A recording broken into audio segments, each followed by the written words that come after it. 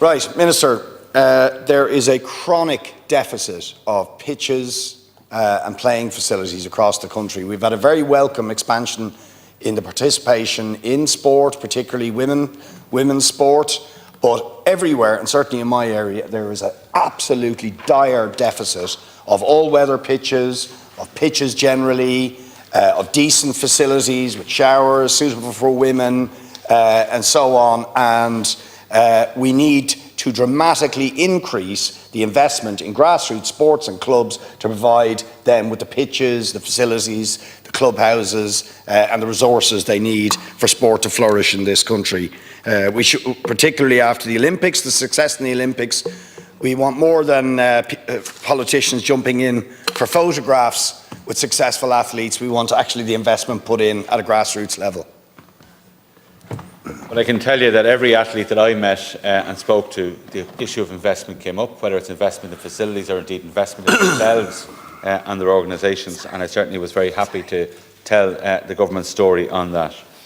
And the achievements and performances of Team Ireland at the Olympic and Paralympic Games in Paris, they've inspired pride and joy, as well as, of course, what we want is a new generation of participants, but also of high performers and world-class athletes. And investing in grassroots facilities, I agree with you, is a critical starting point. The Sports Capital and Equipment Programme, which we're going to rename the Community Sports Facilities Fund, is the primary vehicle for government support for the development of sports and recreation facilities and the purchase of non-personal sports equipment throughout the country. And in May 2024, this year, my colleague Minister Martin and I announced over €26 million in equipment grants under the Community Sports Facilities Fund. The grants have been provisionally allocated to organisations right across the country, representing over 50 sports and activities. And we made a special effort, particularly with the Football Association of Ireland and the Irish Amateur Boxing Association, to ensure that their members and their clubs would apply in big numbers.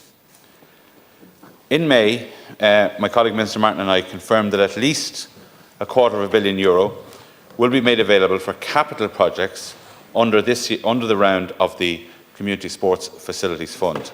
This represents the biggest ever investment in sports facilities and grassroots sports facilities nationwide.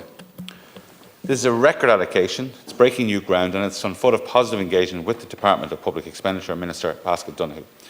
The funding represents a 50% increase on the funding allocated in 2022 under the previous round, and it should mean a positive allocation decision for every single valid application under the programme.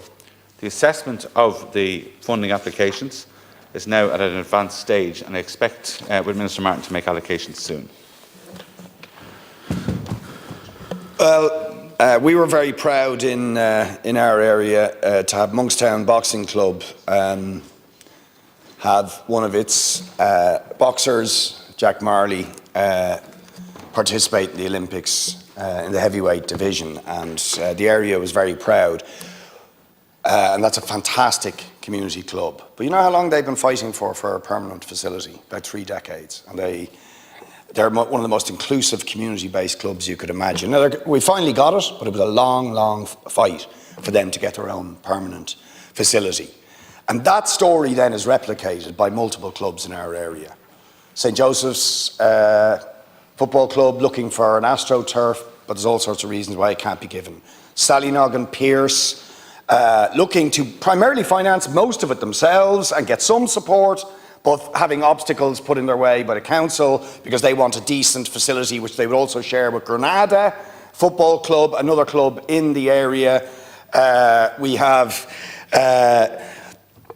Dalk United looking for facilities. We have many of the GAA clubs, all lacking in all-weather facilities, in pitch space, and there doesn't seem to be a proactive approach to going out and a sort of say yes, a positive response. Rather, there's always excuses why we can't do this or we don't really need that, when in fact, you know, the government is committed to building a lot more housing.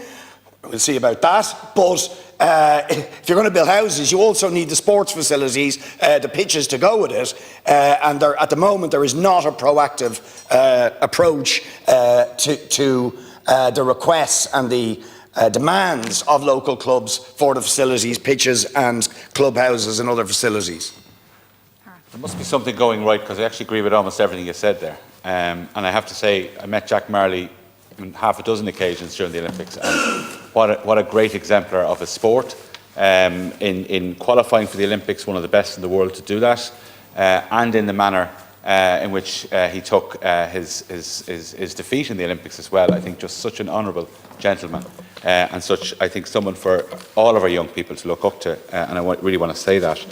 I completely agree with you that we need to fund more sports facilities, and I completely agree with you that when houses have been put in, we need more sports facilities, and that's why the funding for the Community Sports Facilities Fund is now at record levels. It's multiples, like it's about 5 times what was allocated in 2019. And what we've done in terms of having a sort of a more broad-based national policy to see the deficits are, there's now a website called Get Ireland Active, which lists out all the sports facilities. Now, on the front page, if you look it up on the website, it's a great tool for local people to see what's in my area, or in fact maybe what's not. But on the back end, it's a tool for local authorities and for the Department of Sport and for Sport Ireland to get a better picture of what is there and what's not there around the country. And I think for future sports funding programmes, I think it'll be a really good tool in terms of looking at the deficits. And that was put together under the department this year. In addition to that, we now have a number of local authorities carrying out sports plans. That's at pilot stage, and some of them will be enacted this year. And I want all local authorities to pass these as well. Because the local authorities, and you've kind of hinted at it, need to take responsibility too to make sure that they are providing the facilities and then looking to us for funding, which we certainly want to be able to provide. Well, look, I'm glad to hear the positive response, and absolutely. I mean, the whole borough of Dunleary, and indeed the country, I think, is very proud of Jack Marley, but also so many other of our Olympians and our Paralympians. But we need to really support them, resource them. And there isn't a proactive approach in a lot of the local authorities towards this. I mean, I take Sallynoggin Pierce, for example, which, again, is a community-type club. And there's different type of clubs. There's people who are going for the elite areas, there's community-type clubs, there's clubs that combine those things. They all have their different approaches and styles. But there's a sort of second guessing often of what they need, rather than listening to the club and actually proactively trying to support people who overwhelmingly are working on a voluntary basis and want to do good things for their community and for young people and sport. But there's a sort of computer says no approach when they're trying to get things done. Sallynoggin Pierce is a big example in my area. I mentioned St. Joseph, but I could go through a very, very long list. Granada, looking for fantastic expansion, particularly of women's soccer among Granada, and then GAA clubs similarly looking for resources. So there has to be, and I think the government have to really say this to local authorities, there has to be a proactive, positive response approach coming from the local authorities to assisting people, rather than giving them hoops to jump over or excuses why they can't do things. Look, I agree, and I think that's what these sports plans that are, I say, some of them will now be passed by local authorities, I hope in the coming weeks, some of the pilot ones, and if that's rolled out, then it puts sport at the centre of local authority decision making, and it has to be. I think you've accused as local authorities of having a computer say no approach. But I can tell you from my department's point of view, in terms of the Community Sports Facilities Fund, it's going to be a computer says yes approach, because every valid application is going to get an allocation. And I don't know offhand are any of those clubs that you've mentioned on the list. The list is publicly available as to who's applied, but if they have valid applications, they will be successful. And what we've done on this particular round is try to prioritise the deprivation index, actually. So where the need is greatest, that's who will get the most funding. And that's been done on a completely independent and transparent basis in my department. I think that's really, really important to make sure that those clubs who need it get it. And it is about grassroots clubs. And one of the reasons I've renamed it, Minister Martin and myself have renamed it the Community Sports Facilities Fund, is to recognise that this is communities coming together, sometimes fundraising significantly themselves, but we're here to help that and to add to it. And I agree with you, we will put more, we will, I suppose I won't say pressure, but we will encourage local authorities more to be in this space, which they need to be. And I would say, to be fair, I've had a lot of engagements now with Dick Shakespeare, the new city manager in Dublin, and we'll engage with others too, of course my own local authorities too, but I have to say I think I can see a proactive approach being taken there when you look at the applications they've put in, like Dalyman Park, other projects as well, and the attitude that the council has to the Dublin City Marathon. I think we are seeing a changing focus on sport in local authorities, and I want to see that around the country. Okay, thank you, Ara.